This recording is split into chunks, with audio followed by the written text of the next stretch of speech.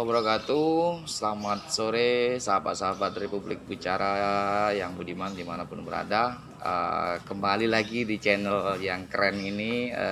Kali ini di sore hari ini kita kebetulan singgah di Tealogi ya. Ada namanya Tealogi. Salah satu tempat kongko yang menarik di Jogja dengan konsep inovasi yang keren banget.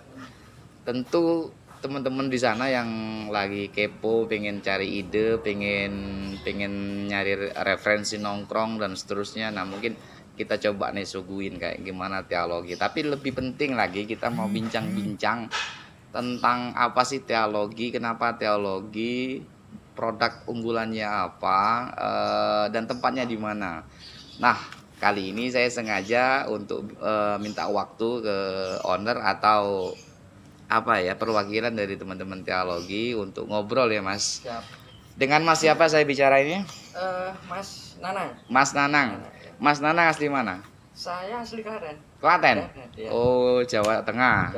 Jawa Tengah. Berarti ekspansi ke Jogja. Ekspansi ke Jogja. Lah itu Klaten. Ulang-alik. Ulang-alik. Berarti tinggalnya di Klaten. Klaten. Usahanya di Jogja. Usaha di Jogja. Usaha di Jogja. Oke. Sebelumnya backgroundnya apa Mas? Pengusaha? Oh enggak, saya petani. Petani? Petani. Petani apa? Saya kebetulan banyak bermain dengan petani teh. Oh, petani teh. Petani teh di Jawa Oke. Tengah dan Jawa Barat. Jawa Barat sama Jawa Tengah. Oh. Terus di Jogja ini bisnisnya udah berapa lama, Mas? Kita baru. Jadi begini, 2008-2009 kita banyak kenal dengan teman-teman petani teh di Jawa Barat, Jawa Tengah. Itu terus kemudian kita banyak ngobrol, banyak sharing. Terus kemudian ya banyak mendengar kisah-kisah dari teman-teman petani teh itu tentang kehidupan dia, tentang praktek budidaya tehnya sampai dengan bisnis yang dijalankan oleh petani teh ini. Nah, dari situ mulai kita banyak mengenal teman-teman teh bahwa petani teh di sana ini dalam kehidupan dia sebagai pelaku atau sebagai produsen industri teh itu ternyata mereka dalam tanda kutip itu hanya sekedar produsen sebagai penghasil bahan baku teh, yaitu adalah pucuk basah, yaitu dipetik dari kebun dia terus kemudian dikirim ke pabrik untuk diolah. Nah, dari sana harga pucuk teh itu saya amati itu kurang menutup untuk biaya perawatan kebun. Biaya perawatan. Waktu itu harga teh itu masih sekitar Rp1.600 per kilo. Per kilogram. Oke. Itu apabila petani itu per petani hanya menghasilkan 300 sampai 400 kilogram. Nah, dalam 1 bulan itu berarti penghasilan mereka masih di bawah 1 juta. Itu kalau 300 kilo ya? 300 kilo 3 kintal per bulan. 3 kintal per bulan, berarti sekitar 400-an sekian. Itu tahun berapa, Mas? Itu sekitar tahun 2008-2009. 2008-2009. Oke. Kita banyak mengelola teman-teman petani di situ. Lalu sebagai pemilik kebun, dalam arti ini adalah pemilik aset bahan baku teh. Kenapa petani kehidupan ekonomi dia itu enggak sebagus teman-teman petani komoditi lain, misalnya petani tebu, petani sawit dan lain-lain. Ini kenapa sih? Nah, kita coba untuk masuk di ranah itu, di ranah pendapatan atau ranah ekonomi petani teh. Nah, di situ kita mulai temukan ada beberapa yang harus dikembangkan. Salah satu adalah untuk menambah nilai tambah dari petani itu. Salah satunya dengan memproduksi teh kering. Teh kering yang bisa dijual baik secara retail maupun dijual kembali ke perusahaan. Nah, jadi tidak hanya menjual pucuk basah. Nah, mulai dari situ kita akomodasi teman-teman petani teh. Kita bekerja sama dengan waktu itu tahun 2000-an berapa ya, tahun 2000 kita bersama dengan Kementerian Perindustrian kemudian mengulas beberapa unit pengolahan teh, mesin teh, mesin teh, di mana teman-teman petani itu dia petik pucuk teh dari kebunnya sendiri, kemudian dibawa ke pabrik dia sendiri, dan dari Kemenperin itu diolah menjadi teh kering. Nah dari teh kering, dari teh basah menjadi teh kering ini ada selisih. Nah kalau misalnya 2017 itu harga pucuknya dia itu sudah sekitar 2.400, ada kenaikan setelah. Iya. Terus kemudian untuk keringnya dari basah 2.400, keringnya itu kurang lebih sekitar 25.000 sampai dengan 45.000. Bahkan kalau di grade A itu bisa mencapai 60.000 sampai 150.000 untuk keringnya saja. Gitu. Jadi ada penambahan nilai yang bagi kami itu cukup signifikan. Nah, dari situlah ketika teman-teman petani itu sudah bisa memproduksi teh, kita mencoba untuk membangun dan membantu pemasaran teh dari petani itu, Pak. Jadi salah satunya begini, kita membangun industri hilirnya. Nah, salah satunya dengan kita membangun Filogi ini. Filogi ini kenapa Filogi? Karena memang kita ambil dari dari kata teh, logi dari kata ilmu sebenarnya, logos ya. Teh logos kan gitu kan, jadi ilmu tentang teh. Dan kalau misalnya i-nya dihilangi jadi tilok, itu adalah orangnya, ada pelakunya. Jadi di situ ada produsennya, ada baristinya, nah, itu ada pelakunya, berarti tiloknya. Ini kalau bahasa Inggris kalau teolog itu jadi ahli akidah ini, Mas. Itu kalau ininya Oh ya. teolog, ya. Kalau T-nya ti teh. Oke. Ya. Jadi teologi, jadi ilmu tentang teh. Jadi tapi di situ kita tidak ya intinya kita pengen menjadi sebuah media atau sarana untuk pemasaran produk teh rakyat saja. Intinya tempat yang menyajikan atau yang memberikan edukasi tentang teh atau ilmu tentang teh gitu ya, yang lebih kurang. Karena jenengan dari awal sudah katakanlah terlibat aktif di industri pertehan gitu ya. Pertehan. Cuman kan ngomongin teh, kayaknya Indonesia banyak banget loh Mas ngomongin teh, Mas. Betul. Mulai dari yang itu kayaknya banyak banget lah, dalam bentuk kemasan itu aja teh itu tak terhingga kayaknya. Betul. Tak terhingga. Terus dari sekian banyak itu apa mereka juga tidak terserap dari industri yang ada, Mas? Sampai melihat peluang kok kayaknya nggak terserap atau gimana?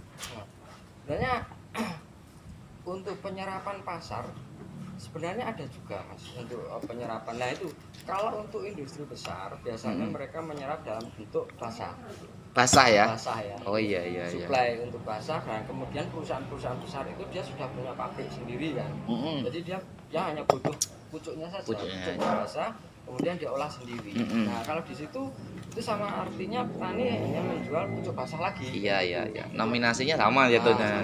Iya. Terus kemudian pengalaman dia sebagai petani teh itu kurang.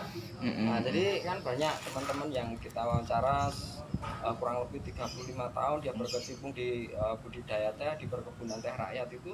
Tapi begitu kita terjunkan atau kita turunkan mesin, ini loh pengolahan mesin teh itu seperti ini, mereka tuh pada kaget.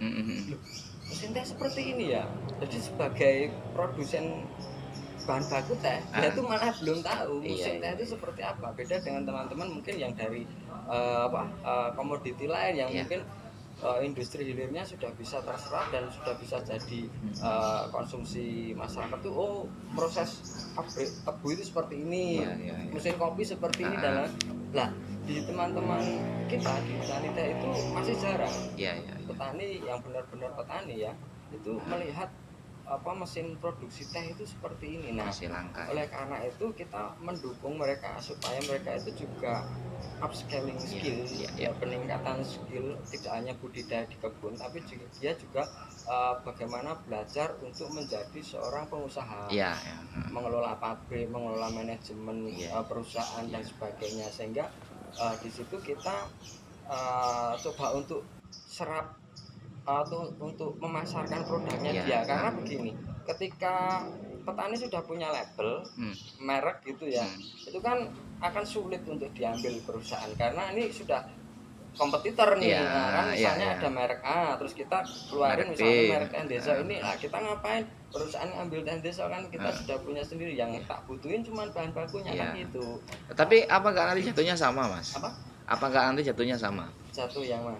Misalkan awalnya Teh Deso ini juga ingin melakukan, katakanlah ingin membantu masyarakat untuk naikkan markup harga ya. Misalkan diambil teh basah, nominasinya kan rendah gitu ya. Kemudian teman-teman juga mau melakukan advokasi untuk dalam kepentingan bagaimana harga itu bisa di markup tinggi. Dan nanti apa nggak nanti sampean dengan ini sistemnya pribadi atau koperasi, Mas? Kita paguyuban. Paguyuban. Oh ya ya, berarti tidak ada sistem monopoli di situ ya. Paguyuban. Oke. Jadi Mm-mm. satu produk ini sebagai apa ya, kalau istilah kerennya sih, saya coba untuk meminjam istilah itu untuk aktualisasi dirinya petani itu, Ya, ya. bahwa ini loh saya juga punya produk. Ya ya ya. Gitu.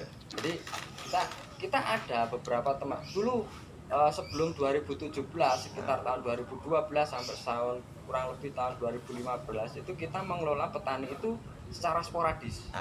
Kelompok tani teh di Garut, kelompok tani teh di Cianjur, di Sukabumi, ini sendiri-sendiri. Kita bikin juga produk teh tradisional, teh ala mereka gitu.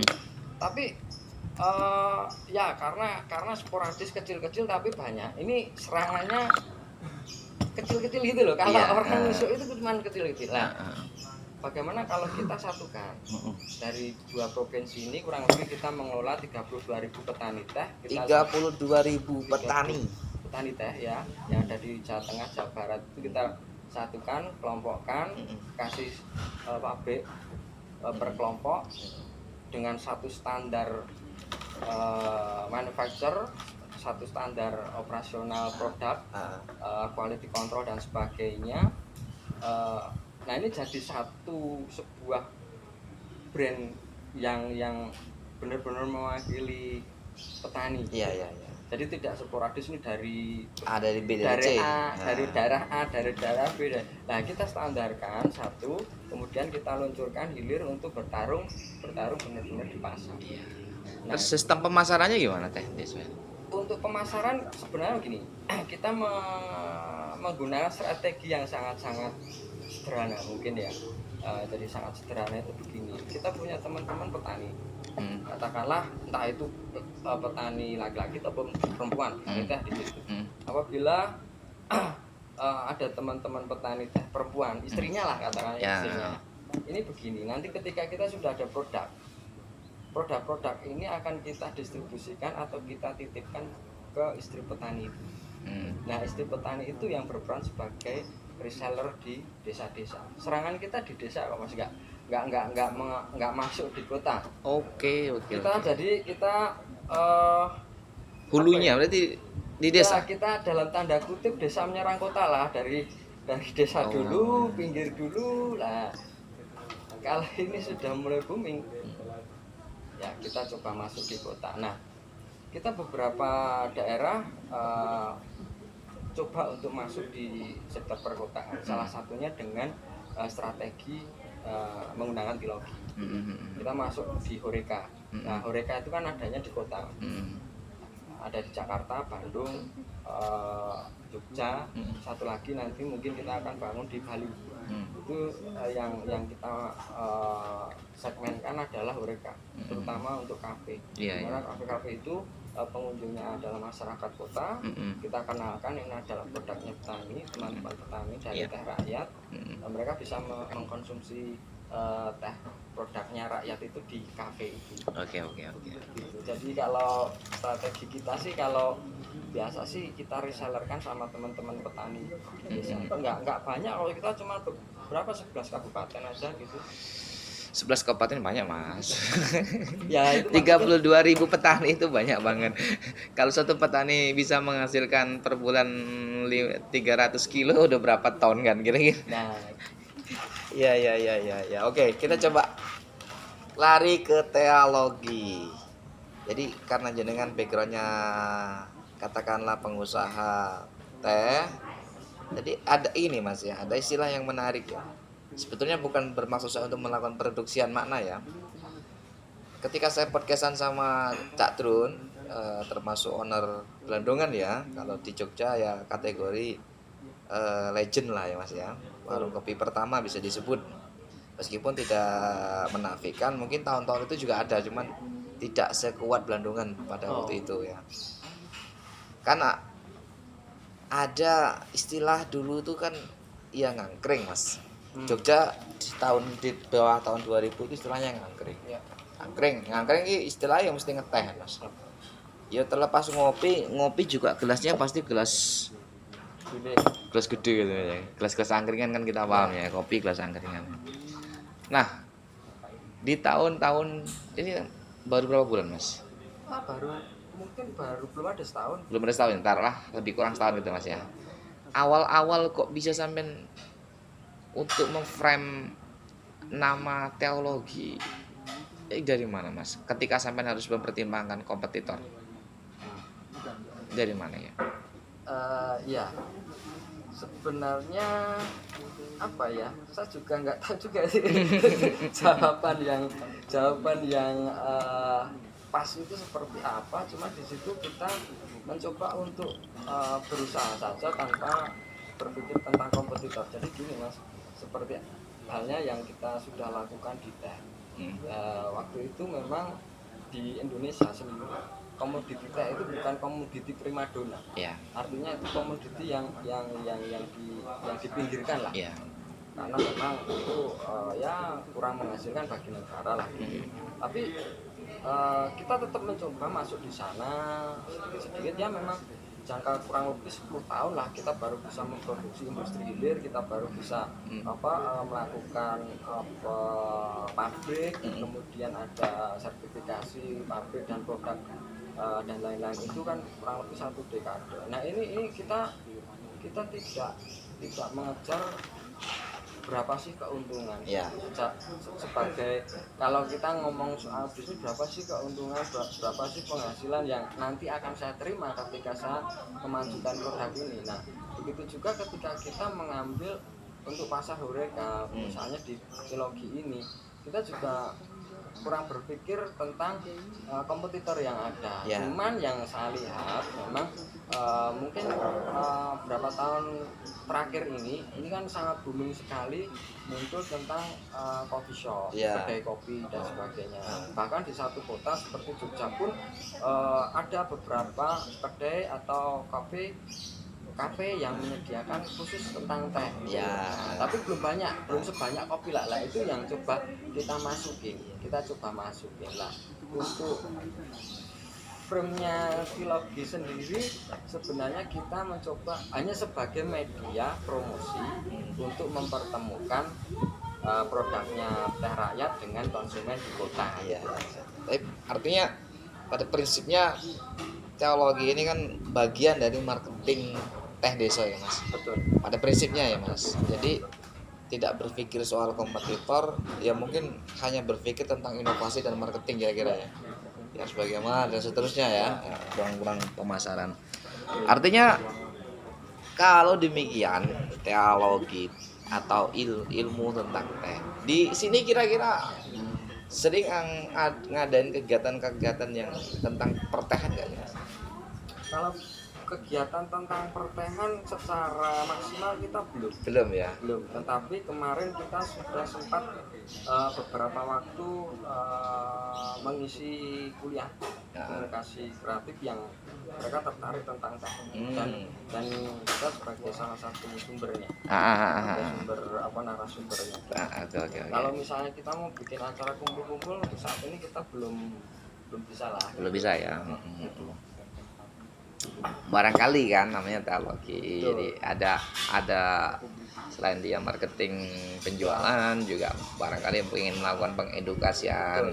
Ada sih. Karena ngomongin teh dan kopi itu kan memang salah satu kulineran yang paling khas di Indonesia ya Mas. Paling khas teh dan kopi. Mas, ini hampir berapa bulan Mas? Teologi menginjak berapa? 6 bulanan lah. 6 bulan Baru. ya? 6 bulan. Belum lama. Berat nggak Mas ngadepin PPKM kayak gini? Hah? Ya. Kalau bagi kami ya ada beratnya juga sih. Ada beratnya juga ketika kita mencoba berpindah mindset menjadi seorang pengusaha gitu. Pengusaha kafe lah ya, katakanlah gitu. Dan kita punya tanggung jawab bagaimana kafe running dan sebagainya, padahal kita ada beberapa aturan yang ya seperti ini pada waktu PPKM ini kan mungkin kita secara penghasilan, secara summer kan juga berkurang jauh. Jadi ya beratnya kita bagaimana kita tetap bertahan untuk bisa running gitu. Strategi saya cuma bertahan tok ini Mas, untuk strategi saat ini. Iya. Berarti di luar sana banyak banget Mas yang udah nggak sanggup mempertahankan kafenya Mas. Tantangan hari ini kan di situ Mas ya. Betul. Terus kayak mana kira-kira teman-teman teologi upaya-upaya untuk bertahan aja itu kan ini. Ya, Kalau kita berkaca kan di luar banyak banget. Banyak banget. Karena PPKM ini ataupun Covid era di tahun kedua ini memang benar-benar nyedot Mas. Nyedot nggak sih Mas menurut Mas? Kebetulan saya tuh kan juga pengusaha kafe ya Mas. Kafe kita hampir 4 tahun tapi masih ngerasain awal covid sampai kira-kira 7 bulan covid itu kan masih agak ya bisa bernafas ya, tapi kalau sekali ini kan benar-benar kayak udah habis anggaran. Terus sekarang buka boleh cuman hanya take away, apalagi Jogja karakternya lebih banyak orang nongkrongnya daripada di kampusnya atau di kosnya gitu kan, berat banget Mas. Itu makanya di luar tuh banyak banget yang mengalami collab. Ya kalaupun nggak collab dia hanya bisa bertahan. Bener bahasanya sampai itu. Semuanya hanya bertahan. Covid bisa meluluhlantahkan perekonomian nasional. Gila banget emang. Mas, mungkin teman-teman dari channel YouTube berbicara pengen tahu lokasi teologi. Lokasi teologi di mana sih Mas? Kita ada di lantai 11 rooftop Green Park Apartemen Jalan Babarsari, Depok. Babarsari Green Park Mas ya? Green Park Apartemen. Oke. Lantai 11 kita. Memang kita agak di atas. Ya kemarin tuh ngambil suasana sih sebenarnya suasana untuk skyview, bagaimana orang sore-sore ngeteh sambil lihat Iya. Maksud kami seperti itu sebenarnya. Jadi sahabat-sahabat Republik Bicara yang budiman, lokasi teologi berada di atas Green Park ya, Babarsari. Tempatnya menarik banget. Jadi kalau teman-teman yang hobi di ketinggian, nah ini mungkin cocok. Dan yang orangnya mungkin nggak suka panas karena di sini bakal semriwing. Apa semriwing ya Mas? Semriwing. Jadi dingin, silir gitu. Nah ini nyaman banget. Cocok lah untuk kita semua yang memang pengen butuh suasana yang rileks, karena di sini nyaman banget. Kemudian juga bisa melihat dari manapun Jogja. Kayaknya untuk di wilayah kota baru di sini yang menyediakan fasilitas itu. Loh, Mas sampean kok gak karo ngeteh? Tehku lupa. Nih, teh jenengan ini sudah masuk ke marketplace kecil-kecil? Marketplace online sudah. Oke. Di Tokopedia, Shopee dan sebagainya. Tapi kalau untuk yang modern retail seperti swalayan, kesualian belum? Itu kita belum. Ada beberapa kendala yang memang kita harus lengkapi di situ. Oh iya. Nah kita memang masih bergerak. Gak apa-apa Mas. Nah, jadi sahabat-sahabat, tehnya mantap banget. Nih teman-teman kalau misalkan nggak di Jogja gitu ya, kalau pengen menikmati ya bisa lah dicari di Shopee, di semua marketplace online Mas ya. Ada beberapa marketplace. Teh Deso, harganya ekonomis dan rasanya oke banget. Jadi bisa teman-teman cari di situ. Nah, tambahan Mas Hafi, tadi kan bertanya mengenai strategi pertahanan tadi kan Ya, barangkali bisa dibagikan Mas ya. Itu kan begini, karena awal mulanya dari Tilogi ini kan dari Teh Deso dulu lah Ya. sebagai produk retail petani, di mana di situ kita sudah mulai pemasaran, mulai bertempur di pasar, dan alhamdulillah kita sudah ada loyalis volunteer ya. Loyalis di desa sih teman, memang segmen kita di desa. Tapi terlepas dari itu, mereka adalah segmen pasar kita yang tentu saja memberikan income, memberikan pendapatan bagi Teh Deso. Kemudian setelah adanya Tilogi ini cukup mendukung. Tapi kenyataannya kondisi kita baru sulit karena masalah COVID ini ya, COVID ini, sehingga untuk melakukan bisnis yang gencar seperti waktu normal itu agak susah. Iya. Makanya kita butuh yang namanya itu subsidi silang. Subsidi silang. Nah, karena Teh Deso ini sudah mulai jalan pemasarannya terutama di wilayah Jawa Barat, makanya ini pertahanannya jadi marginnya Teh Deso itu kita gunakan untuk bertahan di Tilogi. Gitu loh. Jadi kita punya dua produk nih, dua entitas produk. Satu entitasnya adalah Tilogi, yang satu adalah Teh Deso.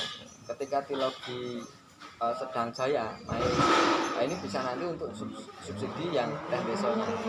Tapi kalau Tiloginya baru turun, Teh Desonya yang lagi naik, yang angkat, ini yang mensubsidi bolak-balik gitu loh. Jadi itu salah satu pertahanan kami. Ya alhamdulillah nanti kalau misalnya ini sudah baik, dua-duanya jaya lah. Dan ngalir kafe orang sing tombo. Saya kita tombok sithik ora apa-apa. Tapi yang penting bertahan lah kita. Iya. Yang penting masih tetap optimis lah bahwa kita bisa melewati masa-masa sulit pada saat ini. Ini masa sulit kita lama kayaknya Mas. Lama ya? Waduh ya, jangan lama-lama Mas. Lah iya negara ora kena ya. Bendino setiap hari kan COVID-nya nambah aja. Jadi nggak tahu Mas ya, dengan sebagai owner. Saya kebetulan juga kan mungkin sebagai owner ya. Saya pusing banget Mas menyikapi COVID ini. Sudah nggak boleh buka.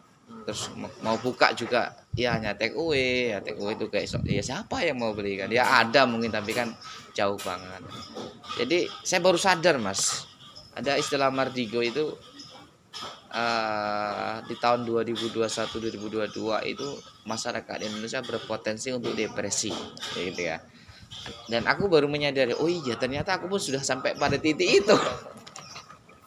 Oke, teologi sumber ekonominya bisa saling menopang lah, bagaimana yang nggak begitu gitu.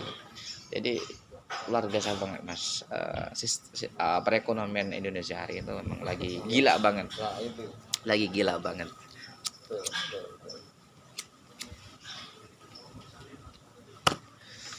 Menu andalannya berarti di sini teh semua ya Mas? Ya, kita memang menyajikan teh dan kita pengen kampanye teh. Pengen kampanye teh? Ya, kampanye untuk ayo ngeteh. Meningkatkan konsumsi teh. Gitu. Teh. Kenapa sih Mas kok teh? Kenapa teh? Apa kelebihannya? Nah itu tadi Kak.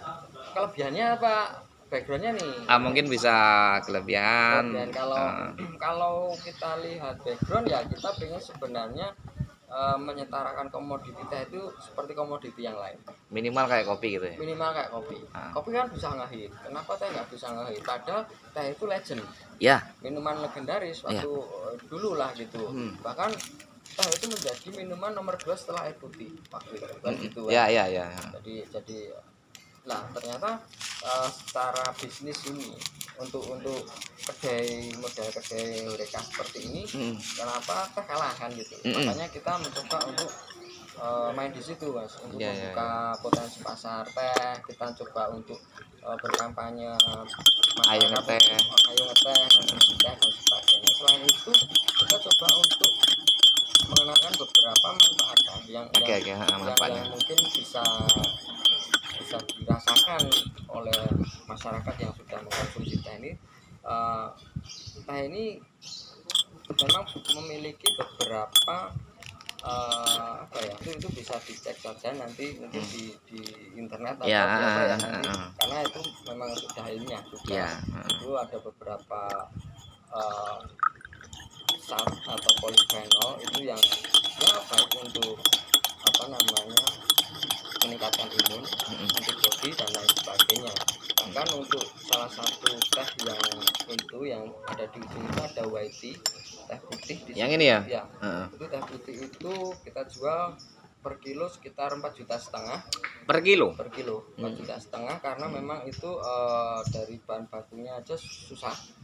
Jadi memang dari 1 hektar kebun itu hanya 20 kilo kalau basahnya. Itu kalau dikeringkan cuma menjadi kurang lebih 4-5 kilo 4-5 kilo. 1 hektar. Makanya itu yang jadi mahal betul. Tapi di samping itu dan ini riset ilmiah juga, mungkin nanti bisa di search, itu memang polifenolnya cukup tinggi, memberikan efek kesehatan yang cukup bagus. Di sini saya nggak akan ngomong tentang banyak kesehatan. Ya. Ini nanti dikira teh adalah obat. Itu saya disebut nanti dari sama Menkes ya. ya. Dikira nanti obat, bukan obat. Teh bukan obat, tetapi memang teh ini minuman yang memiliki zat antibodi yang bagus, itu aja. Kalau perbandingannya dengan kopi, Mas? Sama-sama. Itu teh juga punya ada kafein. Sama-sama dengan kopi, kita ada tanin juga, tapi di situ untuk lebih detail zat yang terkandung baik di kopi maupun di teh itu saya kurang tahu. Iya. Bukan karena kurang tahu, saya kurang mau memblow up di sini. Tapi kadang-kadang mindsetnya kan gini, Mas. Ngopi ya sebagian besar orang memang bisa mengganggu kesehatan. Misalkan beberapa orang yang punya gejala mah, lambung gitu kan, kabarnya kan memang nggak bagus karena kafeinnya tinggi. Maka rekomendasinya biasanya teh gitu kan. Makanya apa sih? Aku juga masih mikir, Mas, apa sih sebetulnya nilai positif negatifnya ini teh sama kopi. Tapi di situ ada jualan kopi juga, Mas ya? Di sini ada juga. Ada juga kopi ya. Tetap, karena kopi dan teh itu adalah berdampingan. Bapak sama ibu ya. Nah, suami istri lah. Suami istri. Jadi itu tidak terpisahkan ya.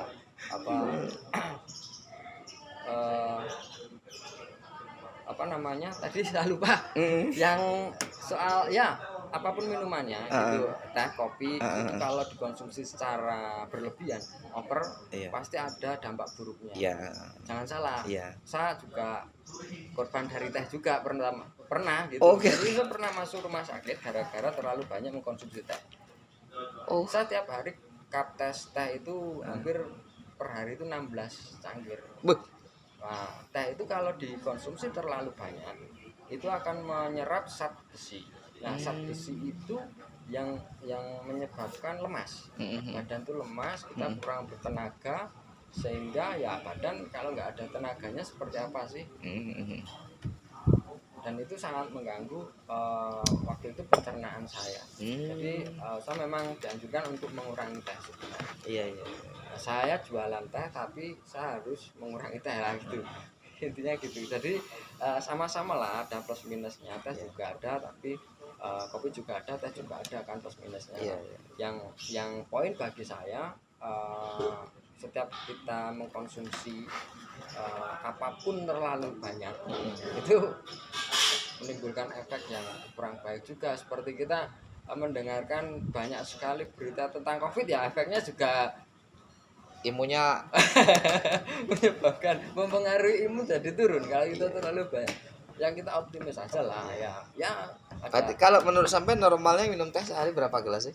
Kalau kita normal ya, bisa sampai 6-8 cangkir.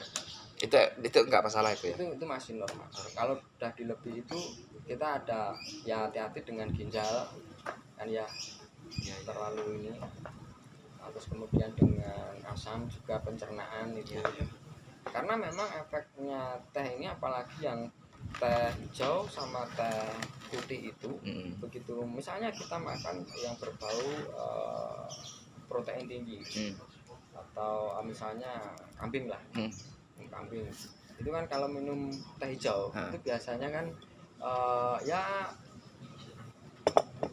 saya lihat di internet itu memang itu menyerap zat besi dari kambing itu. Jadi untuk mengurangi atau mengontrol eh, kolesterol Kolesterol. satu sama ya apalah zat-zat yang terkandung di dalam makanan itu. Nah kalau misalnya satu Iya. piring kita makan terus kemudian kita makan minum tehnya itu beberapa cangkir langsung. Nah, ini yang kita makan habis mas, Iya. nggak ada tenaga lagi kan gitu. Benar. Jadi percuma. Lah poinnya itu apabila pengen diet ya teh hijau kan gitu. Iya, iya, teh hijau. Teh hijau Iya, gitu. iya, iya. Benar. Saya sering teman-teman cewek itu biasanya yang mau diet itu konsumsinya teh hijau. Teh hijau. Nah ini saya diet terus nggak sampai segini mas. Kebanyakan teh hijau juga. Kalau saya ini diet dipaksa diet mas. Oh, gitu ya? Iya. Makan masih teratur tapi pikirannya nggak pernah teratur. Pikiran nggak teratur. Aduh. Oke. Anak udah berapa mas? Saya baru 3. Baru 3. Hmm. Iya. Saya alhamdulillah udah 2. Wah, Dengan situasi kayak gini ya agak ruwet juga mas. Mungkin itu ya. ya kembali ya mungkin bener-bener bisa ngerasain kayak krisis moneter gitu ya. Arep ngomong-ngomong, arep ngomong-ngomong iki koyo bingung ya mas. Ya Allah. Tunyo. Kalau di Jogja berarti cuman ini aja, visit aja. Saya juga ya. Visit paling saya seminggu sekali 2 kali gitu. Oh enggak setiap ini ya. Seminggu 2 kali. Seminggu ini 2 kali. Nek di Klaten gimana mas Apa? situasinya? Wah di Klaten malah lebih berat lagi mas. Parah ya? Iya. Sektor kuliner ya, apalagi kuliner itu kan di sana memang bisnis kulinernya kan tidak sekencang Jogja. Iya. Nah, begitu ini ada peraturan waktu Covid seperti ini kan di sana juga pada tutup semua. Ah. Nah, itu kan ya memberikan dampak bagi masyarakat juga. Maksudnya untuk pedagang pelaku usaha kuliner ini Iya.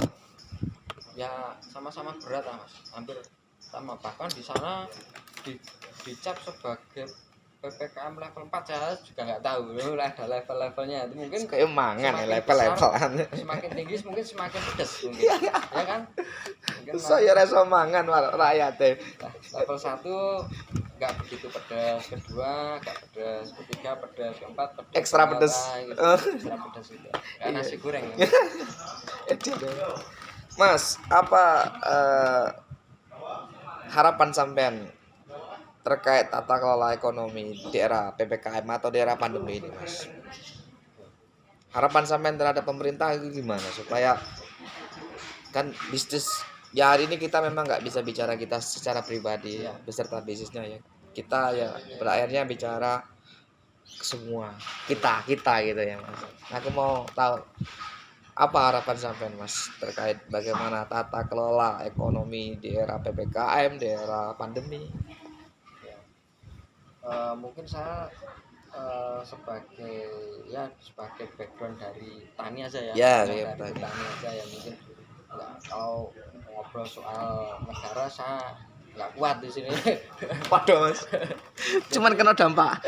Lah itu, cuman harapan kita sebagai pelaku usaha kecil itu bagaimana kita kepentingan kita teman-teman semua sebagai pelaku usaha kecil seperti kami itu terakomodasi dalam arti kita akan mengikuti kebijakan dari pemerintah, tetapi bagaimana kepentingan kita juga bisa diakomodasi. Misalnya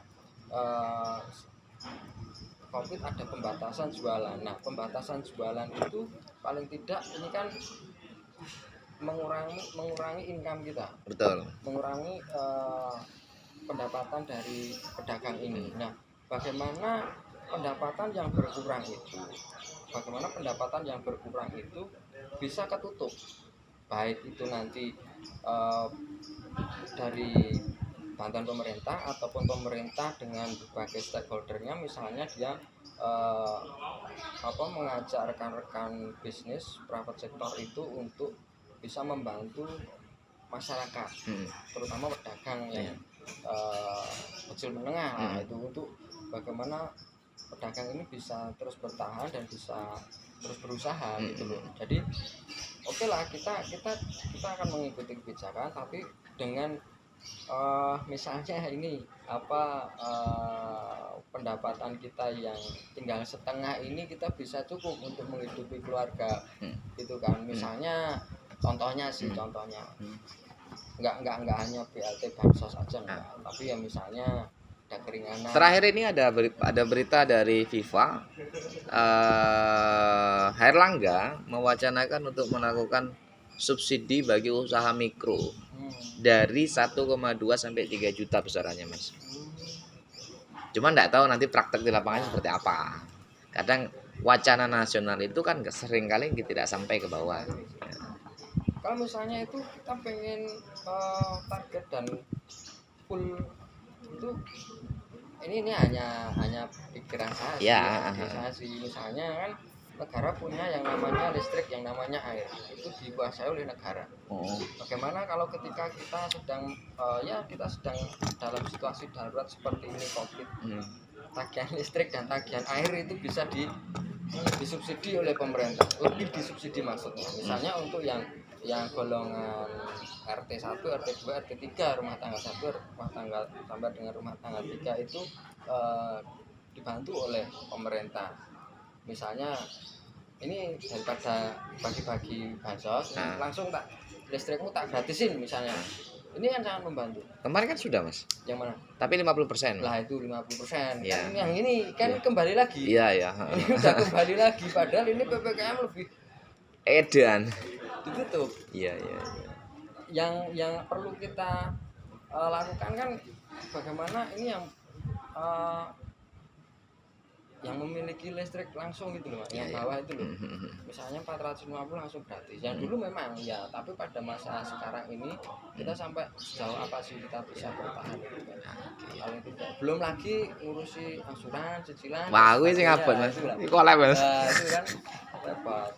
Iya. Mas, sampean lebih milih lockdown atau PPKM? Sama-sama susah tuh, Mas. Sebenarnya saya enggak, kalau lockdown itu berarti nggak boleh kemana-mana. Nggak boleh kemana-mana. Tapi dalam rangka menyelesaikan persoalan COVID nih, kita misalkan dituntut juga untuk berpartisipasi turut andil kan dalam menyelesaikan permasalahan COVID, lebih memilih lockdown atau PPKM? Nah, lockdown kalau menurut pada Undang-Undang Karantina Wilayah nomor 6, negara harus menjamin kehidupan masyarakatnya sampai hewan ternaknya. Artinya kita nggak ngapa-ngapain tapi dijamin oleh negara. Tapi kalau PPKM seperti ini, jadi kan lebih milih mana? Saya kok belum yakin kalau lockdown itu nanti secara keseluruhan itu akan dijamin. Nah, jaminannya sampai sejauh apa kan gitu kan? Itu kan dalam bahasa regulasi kan, kita belum tahu seperti apa. Kenapa kok sampean nggak yakin, Mas? Kenapa kok sampean nggak yakin? Nggak tahu ya. Ya kita nggak tahu lah apa. Bantuannya kadang orang mudun-mudun, Mas. Gitu. Saya bro. Tapi kalau PPKM paling tidak ya kita masih bisa berusaha meskipun kita dibatasi. Ya, bisa. Tapi yang intinya dua-duanya saya nggak bisa pilih sebetulnya. Nggak bisa pilih, tapi karena itu nggak bisa dihindari. Ya, benar, Mas. Paling tidak ya kita jalani saja, nanti gimana pimpinan kita kan gitu. Iya. Ekonomi di bawah tekanan pandemi. Orang kecil jadi kita ngikut aja lah. Kadang orang cilik ini masih tidak Mas. Iya. Jadi demikian sahabat-sahabat Republik Bicara Budiman, sebetulnya masih perlu session lagi deh kita untuk ngobrol dengan Mas Nanang ini terkait teh ya, terutama teh. Kenapa teh? Karena di Jogja sendiri sepertinya sudah ada pergeseran. Ada bahasa mungkin saya salah, tapi mungkin ada bahasa penyederhanaan dan pereduksian istilah teh. Tanpa kita memahami bahwa regulasi perkebunan di sektor teh itu sangat melimpah ya Mas, sangat melimpah banget. Dan teologi hadir diantaranya sebagai kepanjangan tangan dari Tehdeso, artinya dari industri-industri perdesaan yang mungkin semuanya tidak bisa tercover dan tidak bisa terindustri dengan baik dari pemerintah. Nah, sehingga menarik kalau kita ke depan juga ada session tentang pertehan ini Mas. Tapi mungkin khusus atau gimana nanti bisa kita rancang. Dan mungkin itu. Mungkin begitu Mas Nanang, podcastan kita, ngobrol-ngobrol kita. Ya tentu sekali lagi saya ingatkan untuk sahabat-sahabat Republik Bicara yang Budiman, jangan lupa yang nonton ini harus datang ke sini, tempatnya menarik. Dan saya ingatkan lagi bagi teman-teman semua untuk tidak lupa untuk mensubscribe channel kita Republik Bicara. Ya di-share, di-like, dibagikan juga kami sangat beruntung. Mungkin demikian Mas ya, kita tutup dulu obrolan kali ini. Mudah-mudahan kita lanjutkan pada session-session yang selanjutnya. Mungkin demikian. Assalamualaikum warahmatullahi wabarakatuh.